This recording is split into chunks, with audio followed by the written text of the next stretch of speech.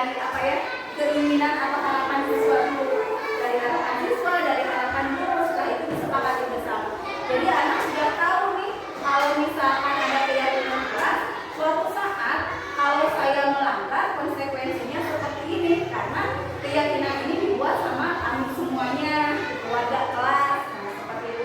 Jadi biasanya nanti kelas ibu bapak bisa mulai dari kelas impian dulu, harapannya seperti apa, nanti anak-anak akan menulis misalkan kelas yang bahagia, kelas yang bersih dan lain sebagainya. Barulah kita wujudkan ke dalam keyakinan kelas. Nah, ini adalah keyakinan kelas.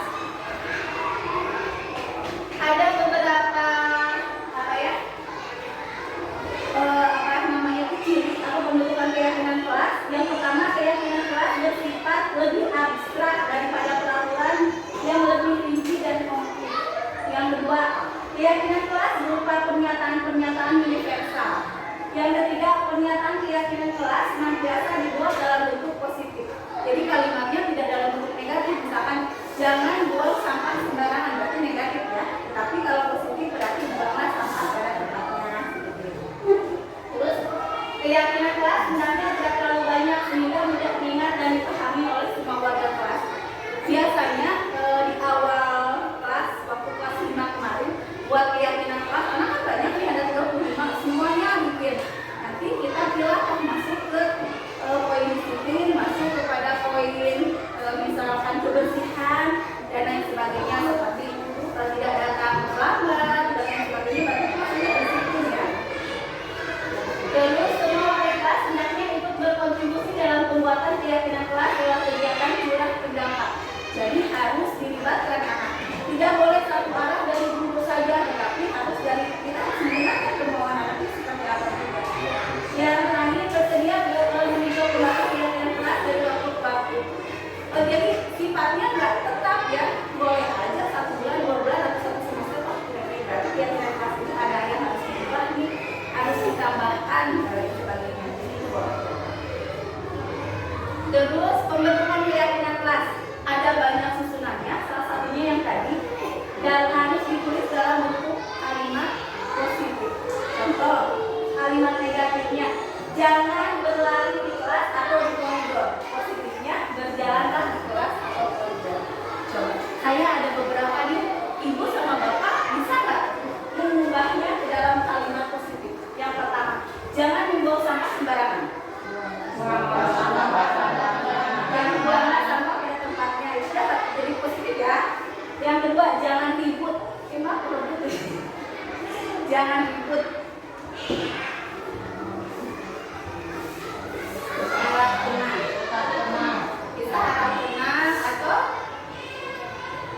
Tenang itu indah. Tenang itu indah. Ada lagi? Berbicara dengan lembut lembut, dengan sopan berbicara, dengan sopan. Jangan mencoret-coret tembok. Jagalah kebersihan di kelas. Apa jagalah kebersihan kelas, jagalah kebersihan tembok. Jangan melanggar keyakinan kelas.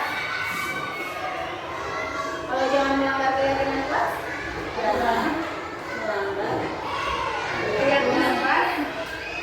Maksudnya disiplin, tapi kita kalimat positif dulu buat laksanakanlah apa tertuju kelas. Berarti laksanakanlah keyakinan kelas. Ya.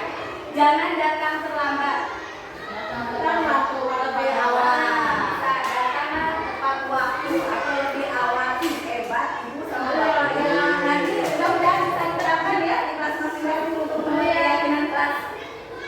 Jadi nanti sudah tidak ada lagi peraturan kelas, tetapi adanya keyakinan kelas yang dibuat bersama-sama ya, sama anak. Jadi di awal semester biasanya kita buat keyakinan kelas sama anak-anak, jadi dilibatkan sesuai, bukan dari kita.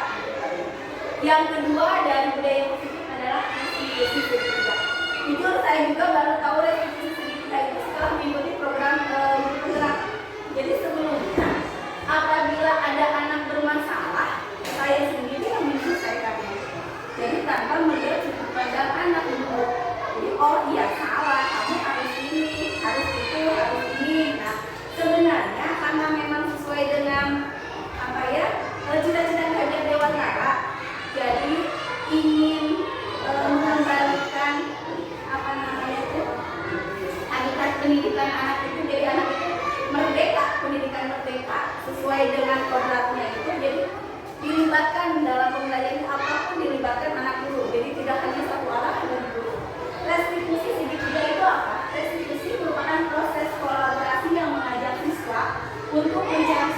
dari masalah yang dihadapinya. Kemarin sempat ada kasus gitu anak, jadi suka minta uang jajan sama temennya. Nah, itu jadi kalau dulu biasanya kamu salah, gitu kan? Kalau ngulangin lagi nanti hukumannya kayak gini. Nah, setelah kemarin dicoba direstitusi, alhamdulillah anaknya ada kesadaran dan tidak mau mengulanginya lagi karena memang apa ya namanya tuh kayak masalah kayak penanggulangannya itu muncul dari diri dia sendiri. Restitusi dianggap mampu memecahkan masalah tersebut cara memiliki ciri yang sebagai berikut. Ada 7. Yang pertama, restitusi bukan untuk menebus kesalahan, namun bagaimana memaknai kesalahan sebagai suatu pelajaran. Jadi memaknai kesalahan sebagai suatu pembelajaran. Yang kedua, restitusi adalah tawaran bukan paksaan. Jadi kalau misalkan nanti kalau kamu bilang kamu dikeluarin, itu dipaksa ya. Orang tuanya dipanggil sama ibu itu dipaksa. Tapi ada dialog sama anak. Nanti kalau misalkan bilang apa nih, anak ngajuin pendapatnya, kita nanti yang dikeluarkan. Terus yang ketiga, restitusi menuntut untuk melihat ke dalam diri siswa dulu.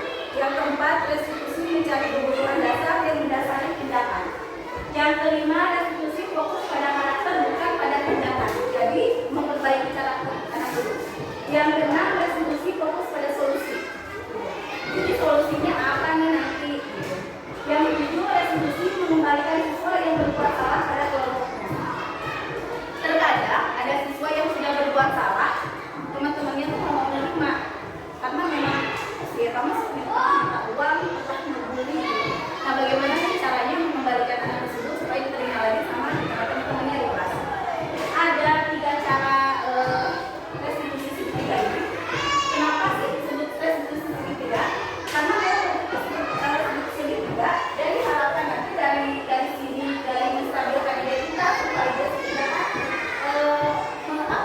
menghasilkan suatu solusi gitu. Di akhir itu ada solusi yang didapatkan.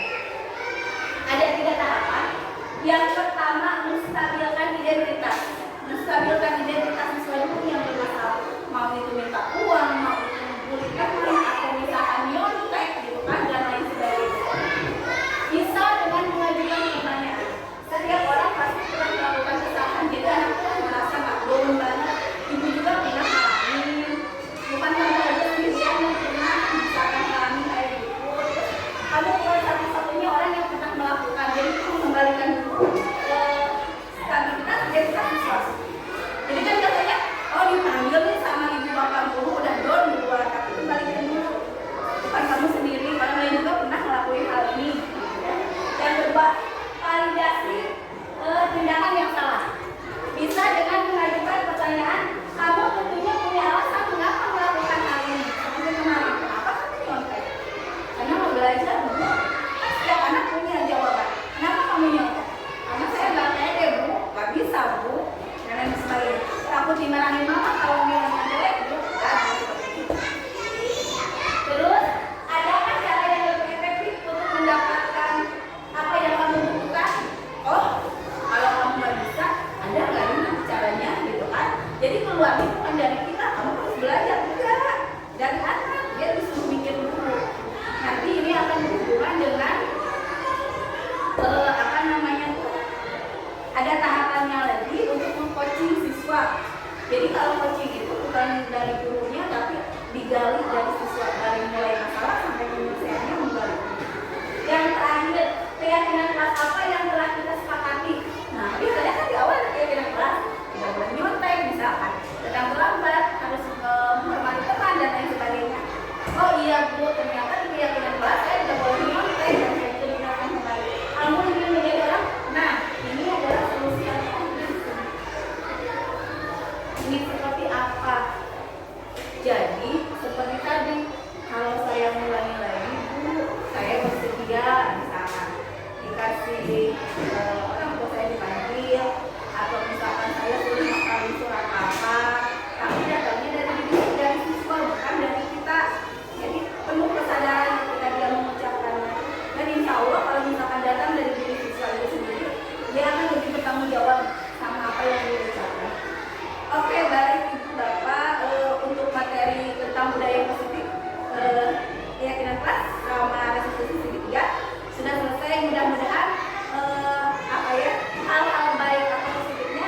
bisa di